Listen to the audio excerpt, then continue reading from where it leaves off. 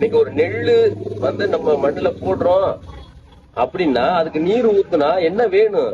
இந்த சூரிய ஒளி வேணும்.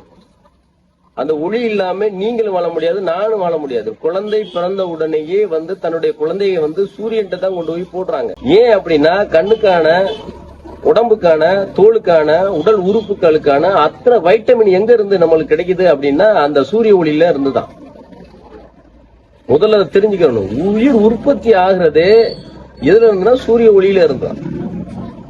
அப்ப உணவு உற்பத்தி எங்க இருந்து வருது அப்படின்றத மையமா வச்சு இது ஒரு மிகப்பெரிய நம்முடைய முன்னோர்கள் வந்து சயின்டிஸ்ட கண்டுபிடிச்சு சூரியனுக்காக அந்த உயிர்களை உற்பத்தி பண்ணி அந்த உணவுகளை உற்பத்தி பண்ணி கொடுக்கக்கூடிய இந்த சூரியனுக்கு விழா கொண்டாட வேணும், அவங்களை வந்து சிறப்பிக்க வேணும் அப்படின்றதான் முதல் நாள் பொங்கல். சூரியனுக்காக பொங்கல் வச்சு நம்ம படையல் கொடுக்கிறோம் சூரியனுக்கு நன்றி கடனாக. முதல்ல அதை தெரிஞ்சுக்கணும். அடுத்து இரண்டாம் நாள் எதுக்காக பொங்க வைக்கிறோம்? அந்த உழவு தொழிலுக்கு செய்யக்கூடிய நம்முடைய ஆடு மாடு உதவி செய்யக்கூடிய அன்னைக்கு வந்து உழவு எது மூலியமா செஞ்சோம்? ஆடு மாடு இதுகளை வச்சுதான் நம்ம வந்து விவசாயத்தை உற்பத்தி பண்ணோம்.